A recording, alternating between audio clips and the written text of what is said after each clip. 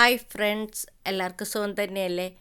ഇന്ന് ഞാൻ ഇവിടെ കാണിക്കുന്നത് ഒരു ഓട്സ് കൊണ്ടുള്ള ഒരു പാൻ കേക്കിൻ്റെ റെസിപ്പിയാണ്. അതിനായിട്ട് ഞാൻ എടുത്തിട്ടുള്ളത് 1 കപ്പ് ഓട്സ്, 1 കപ്പ് പാലിൽ പകുതി വെള്ളവും പകുതി പാലുമാണ്, ഒരു പഴം ഏത് വേണേലും എടുക്കാം. ഞാൻ ഏത്തപ്പഴമാണ് എടുത്തത്, ഒരു മുട്ട, ഒരു പിഞ്ച് ഉപ്പ്. ഇതെല്ലാം കൂടി നന്നായിട്ട് മിക്സിയുടെ ജാറിലിട്ട് അടിച്ചെടുക്കണം.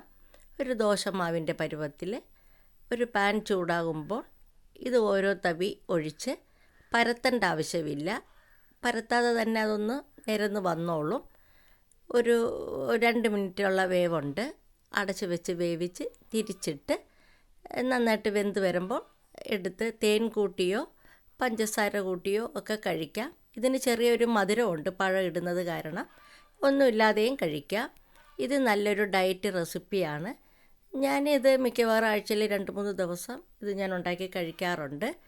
പിന്നെ ദോശയുടെ കല്ലിലോ പാൻ കേക്കിൻ്റെ പാത്രത്തിൽ ഏതിൽ വേണമെങ്കിലും നമുക്കിത് ഉണ്ടാക്കാം. ഞാൻ തേൻ ഒഴിച്ചാണ് കഴിച്ചത്. എന്ത് കൂട്ടിയും കഴിക്കാം. പിന്നെ ഇതിൽ നന്നായിട്ട് പ്രോട്ടീനും ഒക്കെ അടങ്ങിയിട്ടുള്ളത് കാരണം നല്ല ഹെൽത്തായിട്ടുള്ള ഒരു ബ്രേക്ക്ഫാസ്റ്റ് തന്നെയാണ്.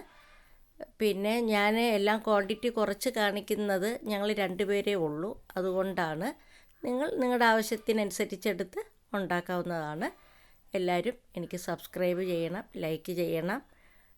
നിങ്ങളുടെ കമൻസും സബ്സ്ക്രൈബറും ഒക്കെയാണ് എനിക്ക് വലുത്. നാളെ മറ്റൊരു എപ്പിസോഡുമായി കാണാം.